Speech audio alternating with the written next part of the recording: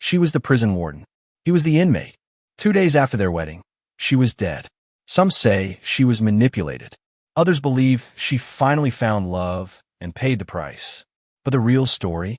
It's darker than anyone imagined. In the sweltering summer heat of Georgia, the air around Pine Hill Correctional Facility always seemed heavy, not just with humidity, but with secrets. Towering chain-link fences topped with razor wire surrounded the compound like a crown of thorns, casting jagged shadows across the sunbaked yard. Inside those walls, discipline ruled with an iron fist.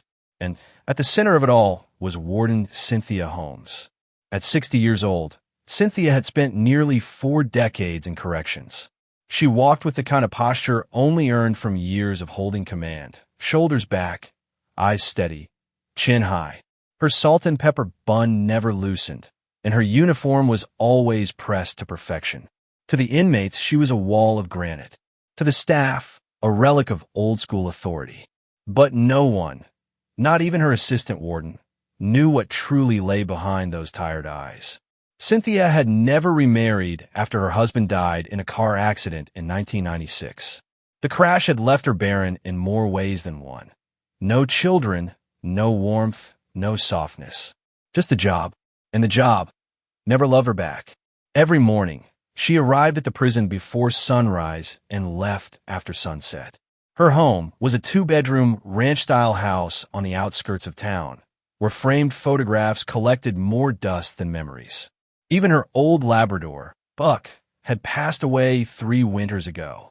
Her evenings were silent now, not just empty, but echoing. After Buck passed, Cynthia had stopped watching TV altogether. The hum of late-night programs only reminded her of the life she used to have, of popcorn on Sundays and her husband Jim's off-key humming during commercials. Jim Holmes had been a kind man, quiet, a bit awkward with emotions, but steady, the kind of man who changed the oil in both cars every 3 months whether it needed it or not. He worked as a paramedic, and they met when Cynthia was still a fresh-faced correctional officer, barely 24, working night shifts and trying to prove herself in a male-dominated world. They married in 1989. She wore a simple blue dress because she didn't want to be traditional. He laughed and told her she looked like the sky right before a Georgia thunderstorm, strong and beautiful. That was Jim. When he died in 1996, killed by a drunk driver on his way home from a double shift, something in Cynthia cracked. She didn't scream. She didn't cry. She just stopped. The funeral was quiet. No children to comfort her. They had tried, early on, but the miscarriages came one after another like cruel punctuation marks. Eventually, the doctors told her the damage from an old ovarian cyst had made conception almost impossible. Jim had held her and said, "Then we'll just make our life full of other things." But after he died, that promise lost its anchor. For years after, Cynthia buried herself in work. Promotions came. Respect came. She grew steel around her heartbreak, the kind that impressed department heads and scared off small talkers. There were offers. A fellow lieutenant once invited her out for drinks. Another officer, Carlton Mays, younger than her by just a few years, left a birthday card on her desk that read, "Some days, I wonder what it'd be like if you let someone care about you." She never replied. The card went into her drawer, along with others. Sympathy notes, faded photographs, a sonogram from her second miscarriage that she never had the heart to throw away. By 2020, Cynthia had stopped attending staff events altogether. Christmas potlucks, retirement dinners. She always claimed she was too tired or catching up on paperwork. The truth was simpler. Everyone reminded her of what she'd never had. So when Darius Cole arrived in the spring of 2024, Cynthia wasn't looking for anything. Not friendship, not company, and certainly not feeling. But sometimes the most dangerous longings are the ones we forget we still carry. Sometimes they wake up when someone simply looks at you without judgment. And sometimes you don't realize you're starving until someone offers you a taste. But something began to shift in the spring of 2024 when a new inmate named Darius Cole arrived on a transfer from the state penitentiary. He was 28, with deep brown eyes that seemed too calm for someone with a rap sheet as long as his arm.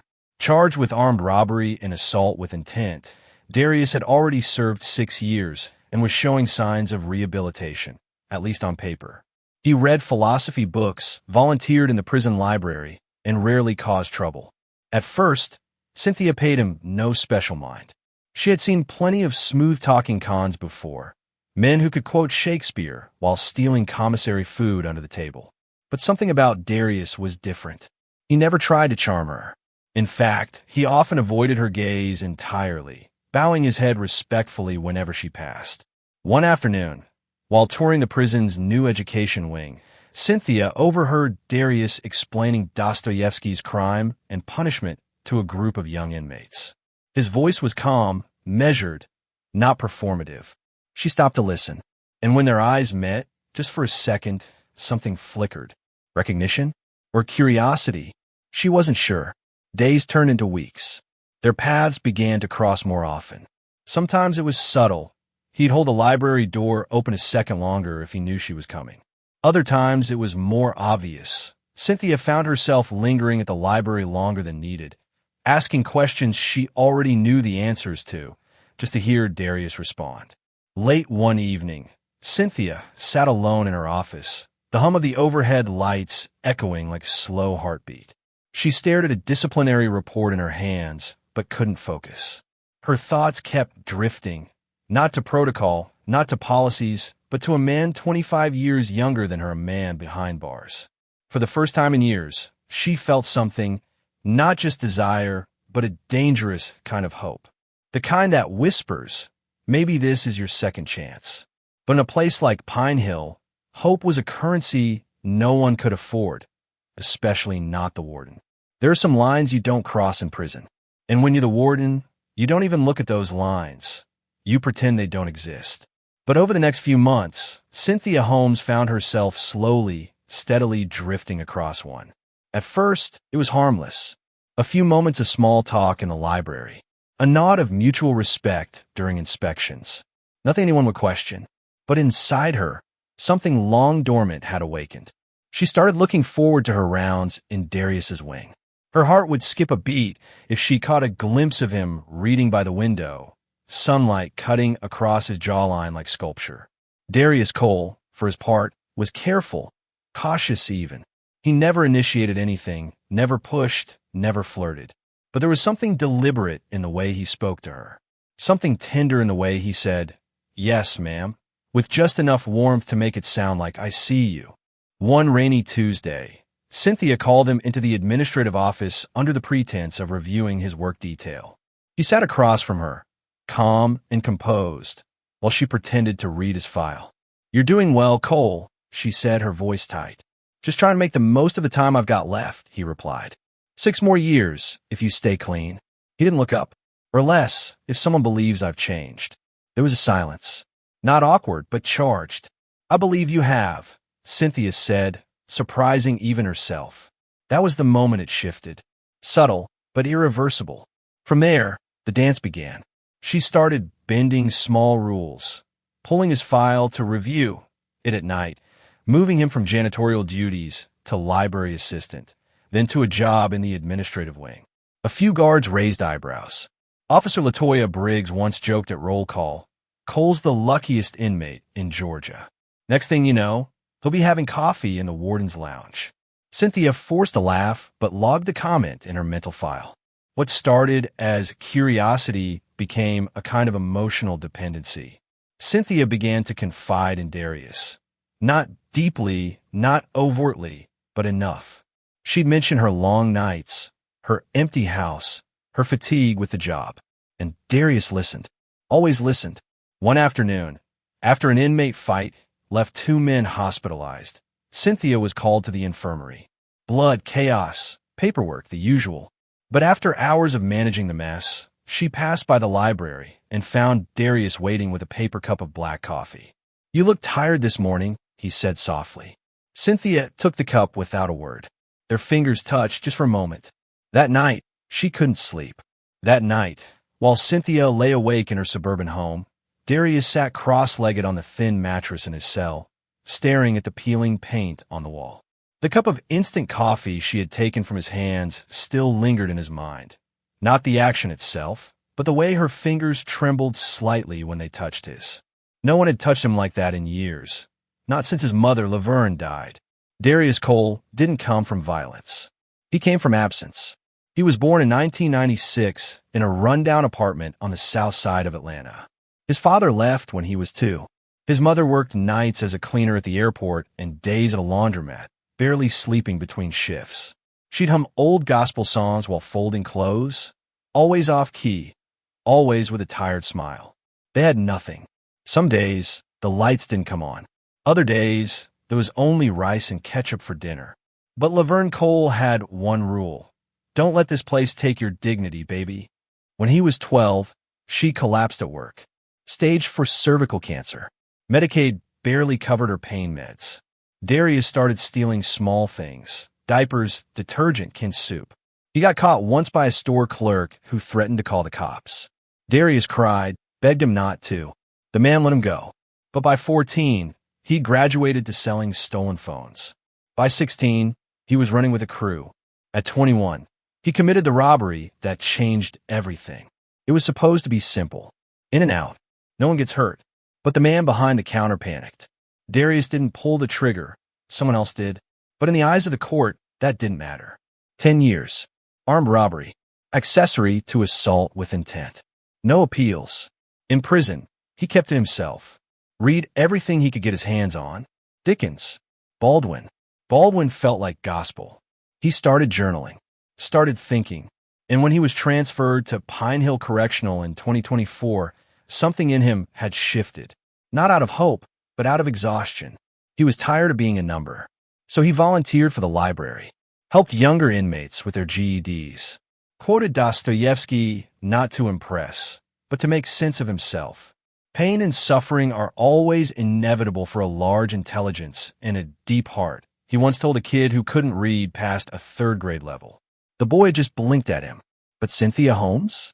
She understood the quote. She stopped in the hallway when he said it. And from that moment, Darius noticed something dangerous blooming. Not in her, but in himself. He wasn't dumb. He knew what it meant for a woman like her, with a career, a badge, and no softness left in her life, to start noticing a man like him. And maybe if he'd been younger, angrier, he would have used that, twisted it. But instead, he found himself waiting for her. Wanted to hear her voice in the hallway, remembering the way she said his name like it wasn't a mistake. That scared him more than anything else in that prison, because Darius had built his whole identity on being invisible, on surviving in the cracks.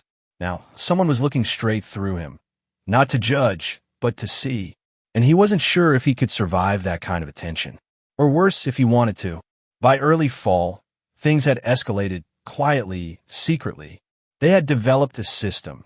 Brief conversations during random checks, handwritten notes slipped into library books, even a hidden burner phone Cynthia smuggled in, a grotesque irony for someone who once championed zero-tolerance policy.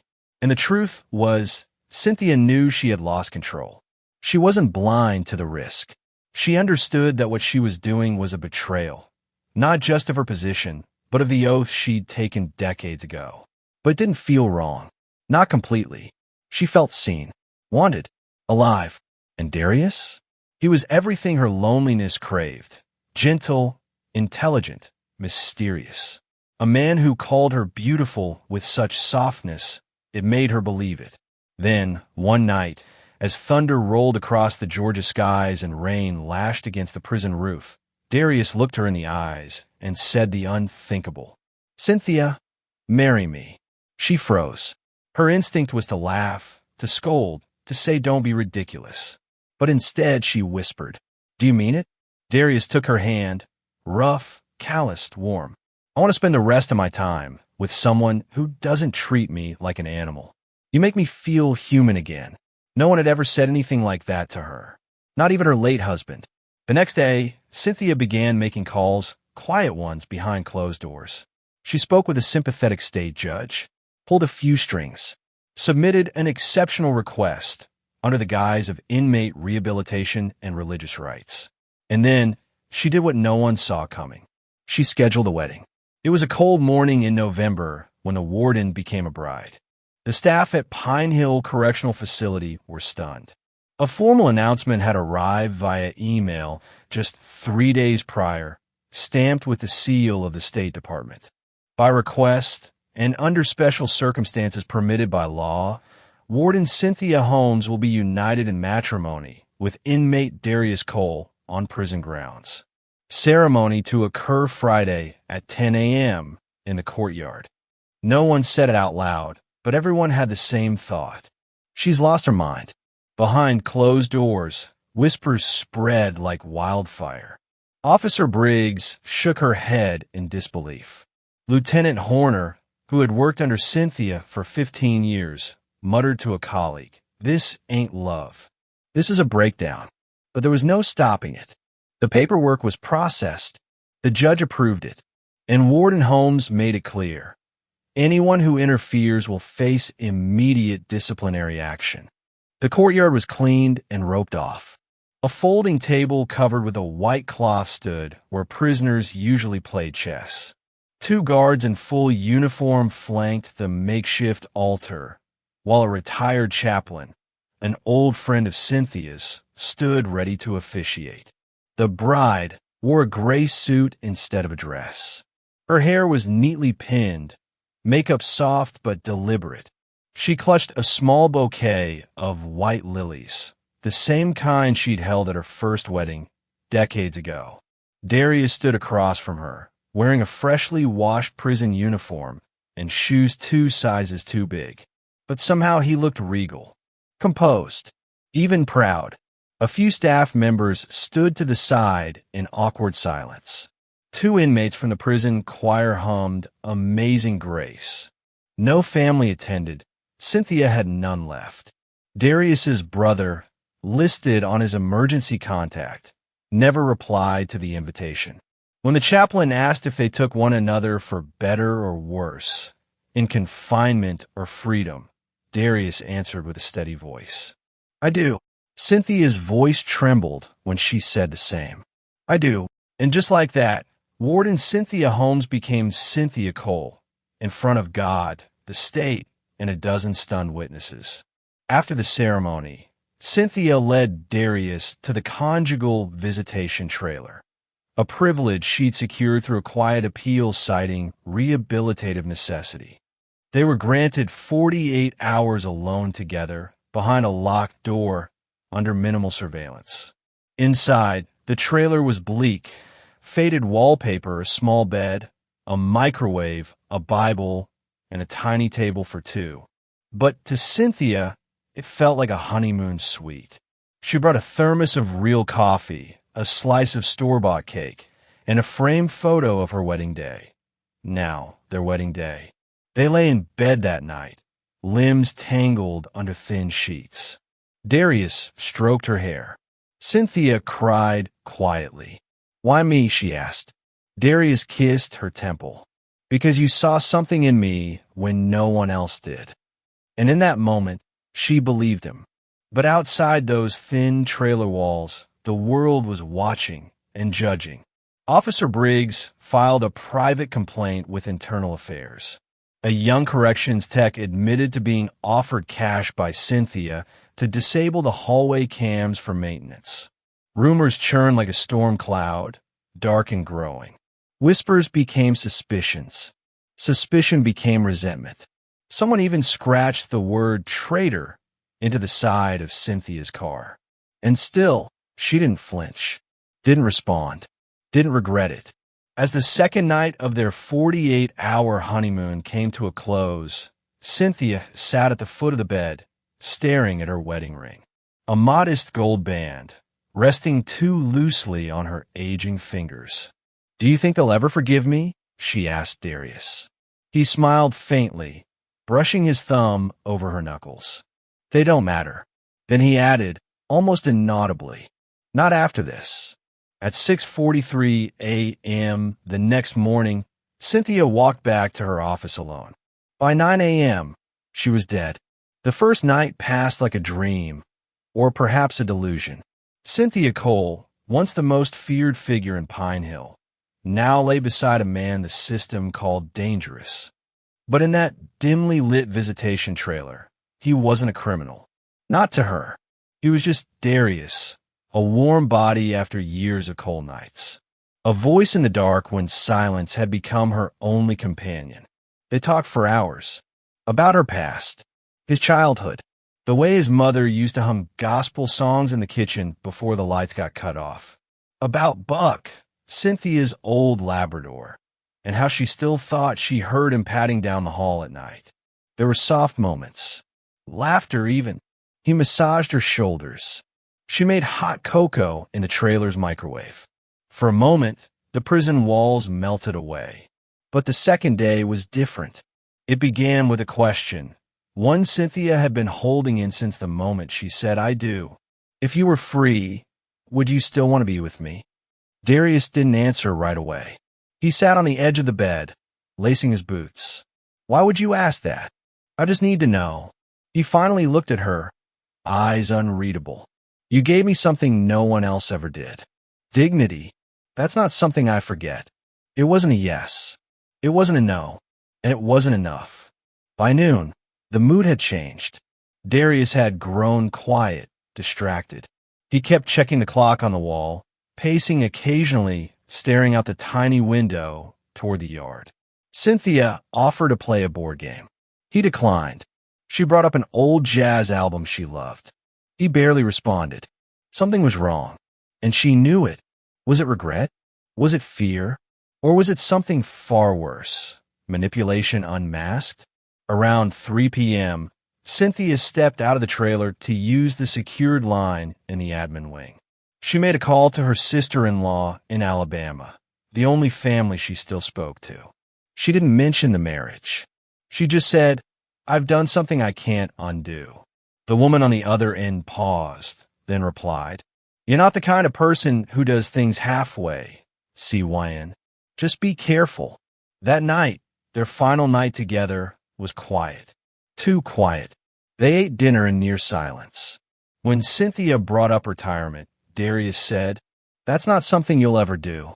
You're too used to being in control." The words stung. She stood and began clearing the dishes, her hands trembling. He came up behind her, resting a hand on her waist, and for a second, everything seemed normal, until she turned, looked him in the eye, and said, "You're hiding something." Darius smiled. Not the warm smile she knew. This one was cooler. "Aren't we all?" At 5:30 a.m., she woke before him.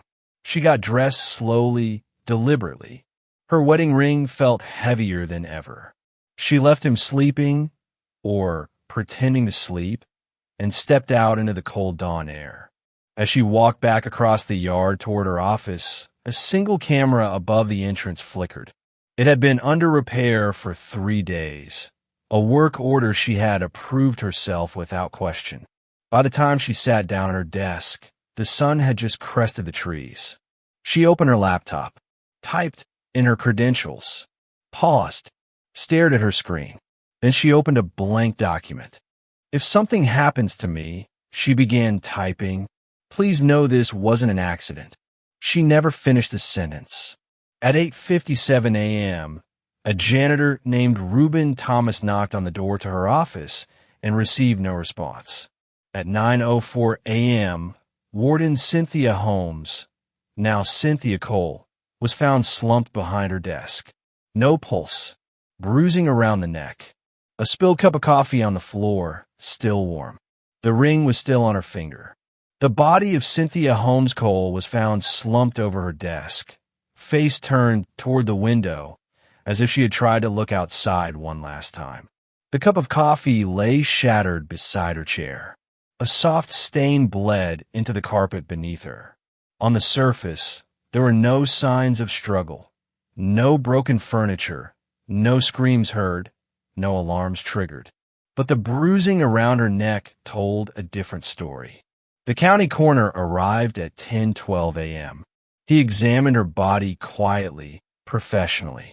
His voice was low when he confirmed to staff. Manual strangulation. Time of death, approximately 6:30 to 7 o'clock this morning. Shock rippled through the facility like a lightning strike. The warden dead, murdered, in her own office, 2 days after marrying an inmate. The first question everyone asked was the most obvious. Where was Darius Cole? He had been escorted back to his unit by Officer Briggs just an hour before the discovery. According to her, he seemed calm, quiet, tired. Nothing unusual. But now, everything he did seemed suspicious. At 10:45 a.m., Darius was brought to an interview room and confronted by Internal Affairs and the local sheriff's department. He sat still as stone, hands cuffed to the table. The lead detective asked, "Do you know what happened to your wife?" Darius blinked once, then said, "She was alive when I left her this morning." "Did you argue last night?" "No. She was anxious. Said she didn't feel right. But we didn't argue." "Did you kill her?" Darius leaned forward slightly, eyes flat. "No, sir. I love that woman." But love, they reminded him, has never been a reliable alibi. By noon, the facility was locked down. Every staff member interviewed. Every camera log pulled. Every inch of Cynthia's office photographed. That's when the first inconsistency emerged. The camera outside the warden's hallway, which should have captured anyone entering or exiting her office, had gone offline from 6:11 a.m. to 7:08 a.m. A convenient outage. Too convenient. Then came the key card logs. Darius, of course, didn't have clearance to enter the admin wing, but someone did. A car belonging to Lieutenant Carlton Mays had been used to access the hallway at 6:14 a.m., then again at 7:05 a.m. Carlton Mays, a 55-year-old officer with a long history at Pine Hill, respected, stern, and known to have once harbored feelings for Cynthia Holmes. When asked about his movements, Carlton said he had been checking pipes in the boiler room. But maintenance logs didn't support that, and his demeanor was off. Sweaty, defensive. The investigators made a note. Possible secondary suspect. Meanwhile, word of Cynthia's death spread beyond the prison. News vans lined the gravel road by evening. Local headlines read, "Georgia Warden killed days after marrying inmate." Online forums exploded with speculation. She was manipulated. He married her for leverage. This was planned from the start. One comment stood out beneath a news article. "You don't go from solitary to soulmate without a motive." But the person who said the least was Darius. He remained in solitary for observation. No outbursts, no grief, no demands for a lawyer, just silence. On the third night, he was heard whispering in the dark. She shouldn't have come back to that office. The deeper investigators dug, the less things made sense. On the surface, Cynthia Holmes had been a respected official, strict, solitary, above reproach. But now, with her death and her sudden, controversial marriage, everything about her was being re-examined. Internal Affairs uncovered a hidden drawer in her desk. Inside, they found dozens of handwritten notes from Darius, folded in pages of library books. A burner phone concealed beneath a file tray, with over 300 exchanged messages. A wire transfer receipt, $75,000 wired from Cynthia's personal savings to an account linked to Darius's cousin, 2 weeks before the wedding. This wasn't a sudden romance. This had been planned for months. The only question was, by whom? When investigators revisited staff for follow-ups, one voice grew louder. Officer Latoya Briggs. Latoya had long been suspicious of the warden's behavior. She had once walked into the admin wing unexpectedly and seen Cynthia wiping tears off her face while Darius stood 3 feet away. Too close, too intimate. She didn't report it then. But now, with Cynthia gone, she felt she had to speak. She was obsessed with him, like hypnotized. "I told my supervisor, but they told me to drop it. Said it was none of my business." She hesitated before saying the next part. "She told me once, if I lost him, I don't know who I'd be anymore." That interview was recorded. But 3 days later, LaToya Briggs was gone. She didn't show up for her shift. Her phone went straight to voicemail. A wellness check at her apartment revealed no signs of foul play, but her uniform and badge were missing. She had vanished without a trace. Back inside the prison, Darius sat quietly in his solitary cell. He had yet to ask for an attorney. Hadn't called his cousin, the one who received the money. He just sat there, staring at the wall, scribbling in a worn paperback of the Count of Monte Cristo. One guard overheard him whisper, "Love makes you do stupid things. But loneliness? Loneliness will make you do worse." Meanwhile, Carlton Mays, the lieutenant whose badge was logged near Cynthia's office the morning she died, was brought in for a second round of questioning. This time, he was sweating bullets. He admitted he had once had feelings for Cynthia back in the early 2000s, before she was promoted. He claimed those feelings were long gone, but investigators found an old birthday card in his locker, addressed as Cynthia, never delivered. On the back, "I should have said it when I had the chance."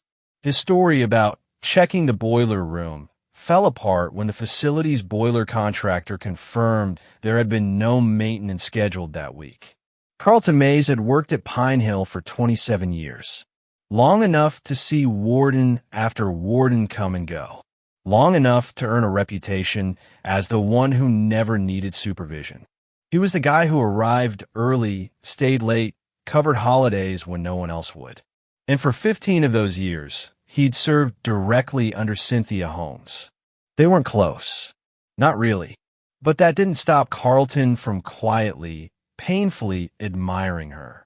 It had started small, a glance during shift briefings, a chuckle she didn't realize he noticed.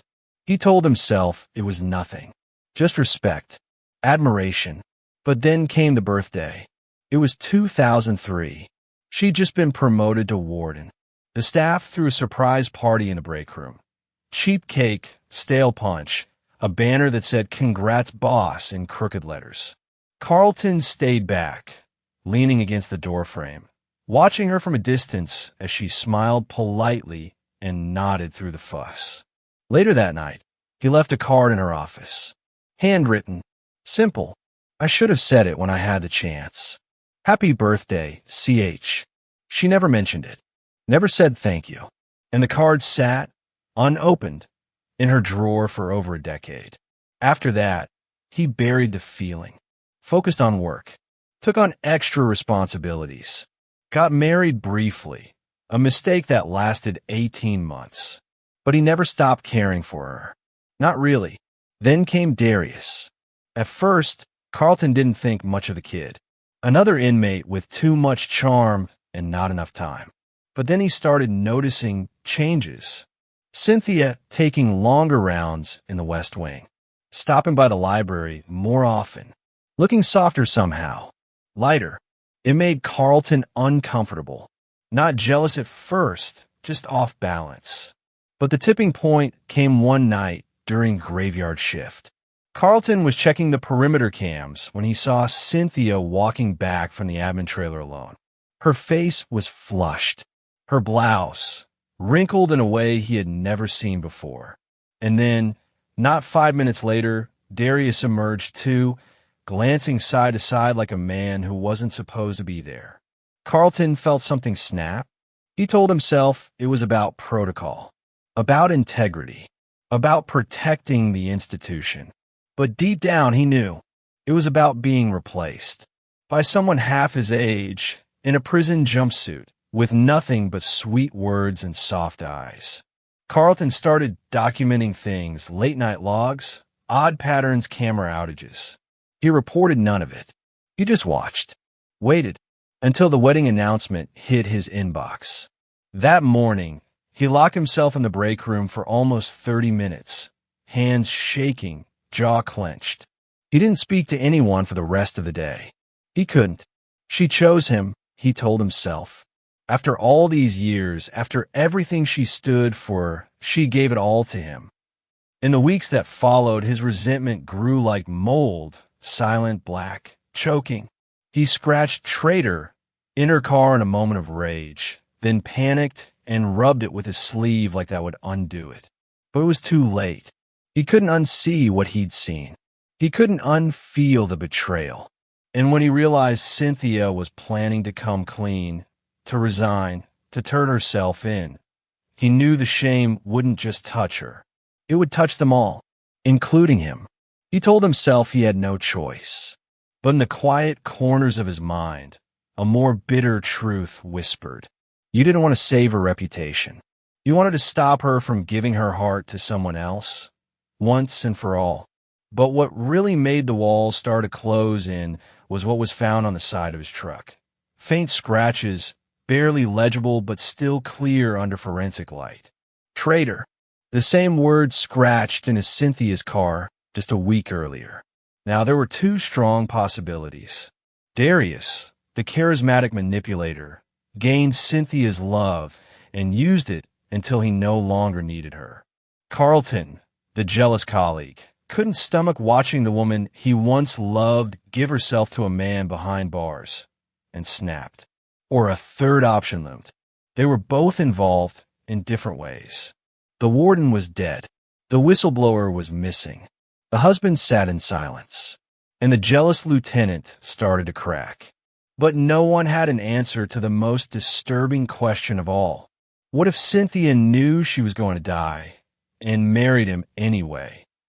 For nearly 2 weeks after the murder, answers remained elusive. Internal affairs worked around the clock. Detectives pored over shift logs, interrogated guards, combed through digital records. But the puzzle refused to come together. All the pieces seemed to exist. Motive, opportunity, access, but nothing clicked. Behind the gray walls of the sheriff's office in Baldwin County, the investigation into Cynthia Holmes-Cole's death took on a life of its own. What began as a standard homicide inside a correctional facility quickly spiraled into something messier, politically sensitive, emotionally charged, and painfully public. Lead Detective Sharon Pike, 58, was 6 months away from retirement. A former Army MP turned homicide veteran, she had seen her fair share of ugly. But this case? It bothered her. This woman gave 38 years to the system. She muttered to her partner while sifting through Cynthia's personnel file. She deserved a cleaner ending than this.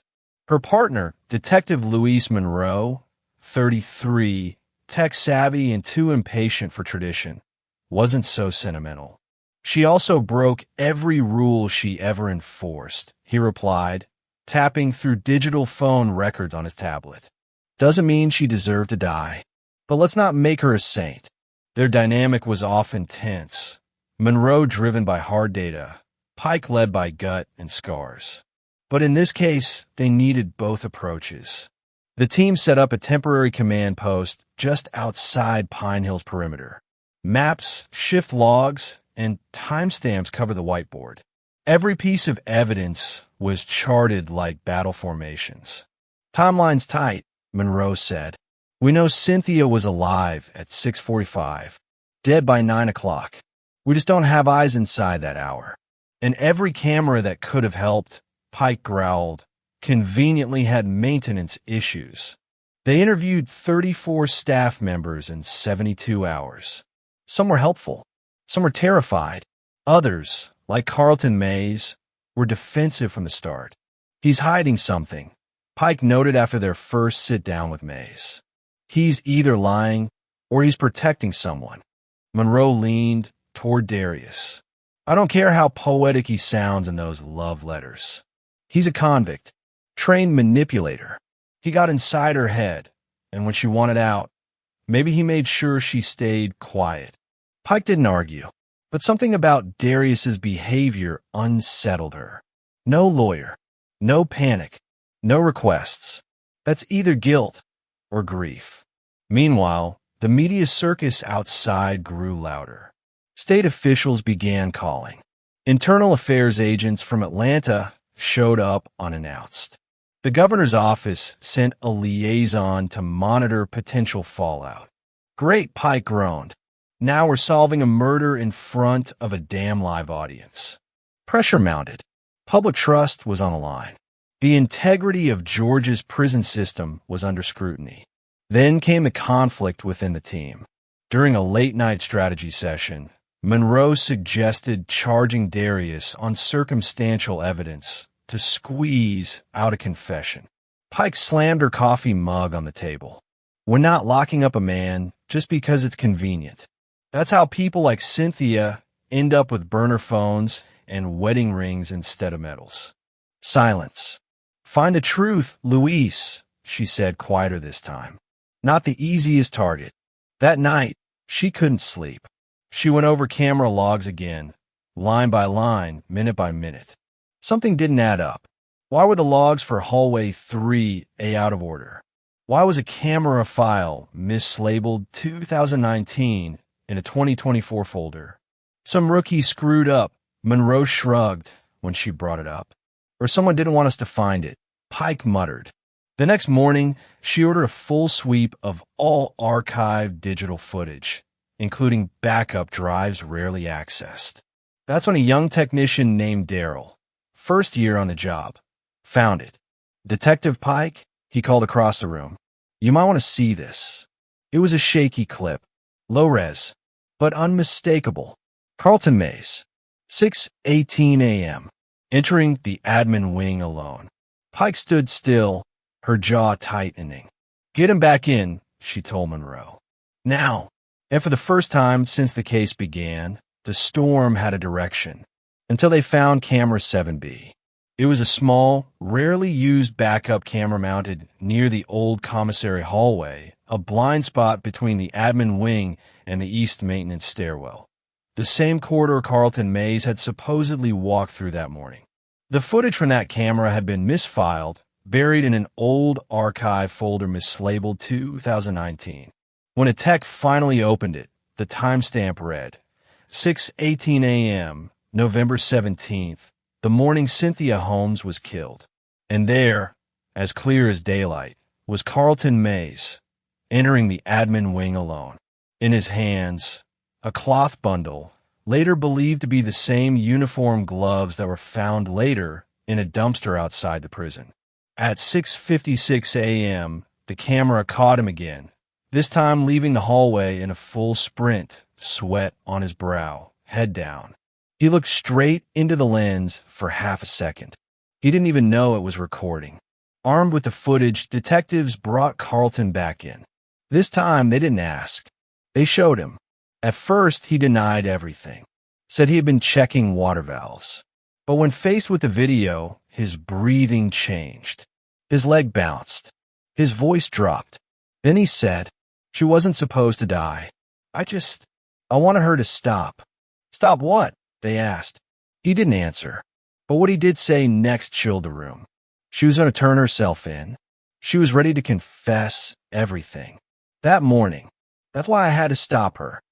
Carlton confessed to entering Cynthia's office at 6:19 a.m., confronting her about the wedding, the money transfers, and the fallout that would follow. She said she was going to resign, file a report, come clean. According to Carlton, he pleaded with her not to, said it would destroy not just her, but the entire facility's reputation. He claimed she accused him of spying, of betraying her.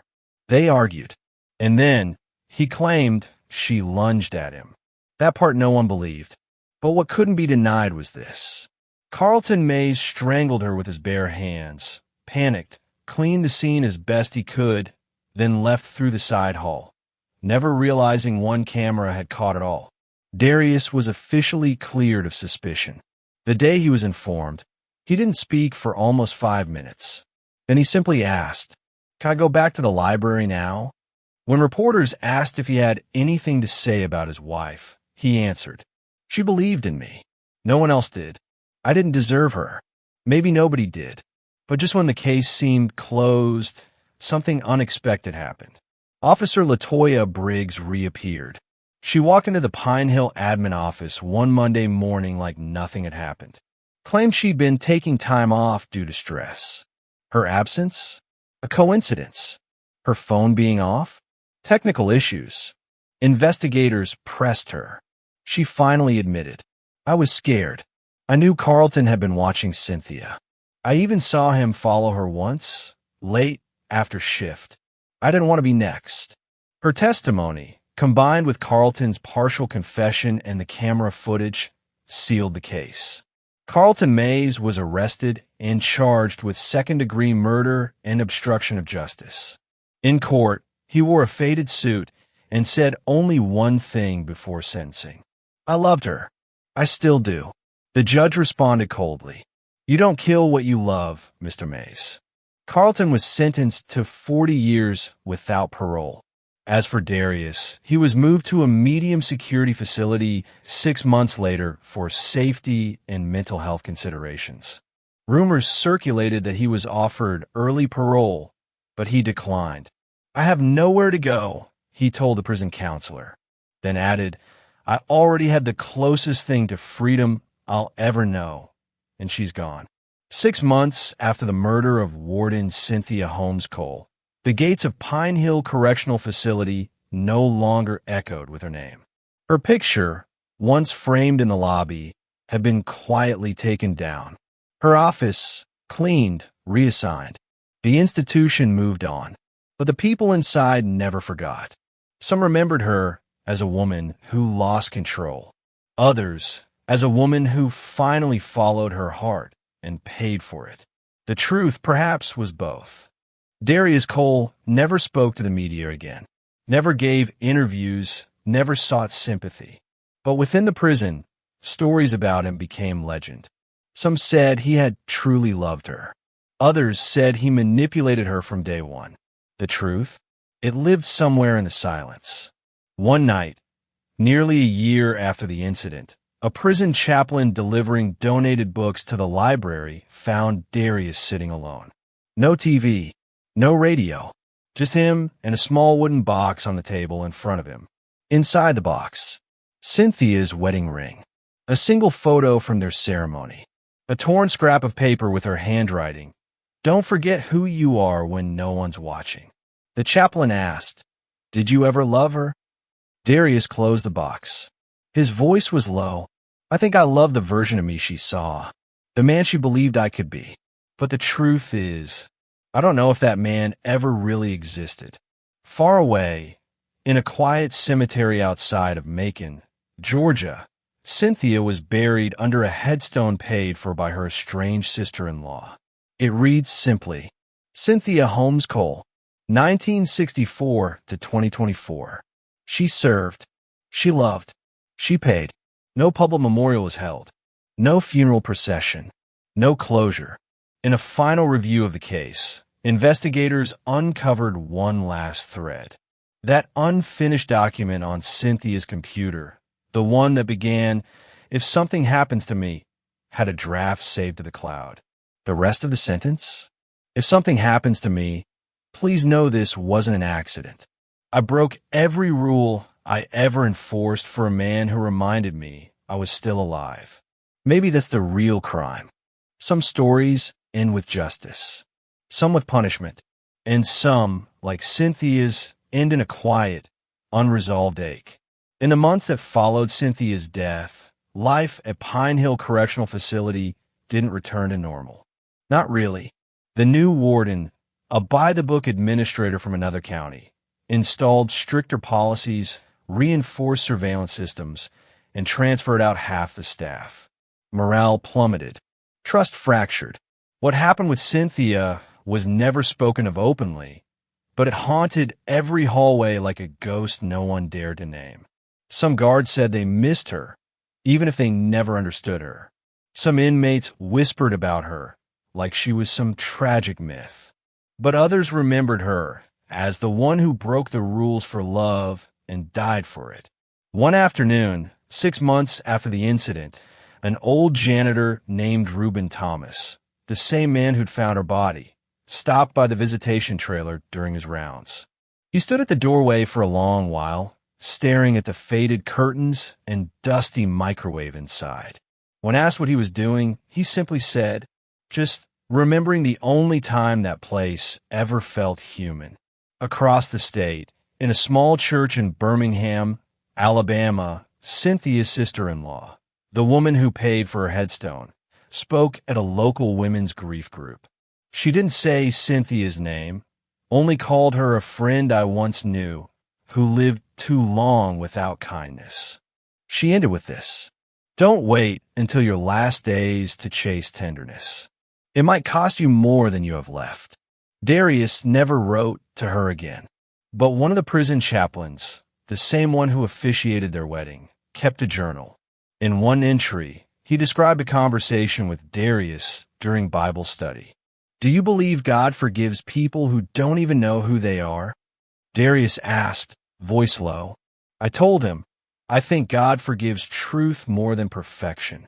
He didn't reply, just stared at the flame of the candle for a long time, like he was watching someone walk away from him. In the inmate library, Cynthia's favorite poetry collection, a worn copy of Maya Angelou's "And Still I Rise," was quietly reshelved. Inside the back cover, someone had penciled in small, neat handwriting, "She saw light in the darkest place." No one admitted writing it. No one had to. A woman searching for love in a place built to crush it. A man searching for freedom in the eyes of the one who held the keys. And in the end, both lost something they never truly had. Was it love? Was it manipulation? Or was it two broken people clinging to each other in the only way they knew how? Tell us what you believe in the comments below. And if you want more stories like this, real, raw, and unforgettable, don't forget to like, share, and subscribe to our channel.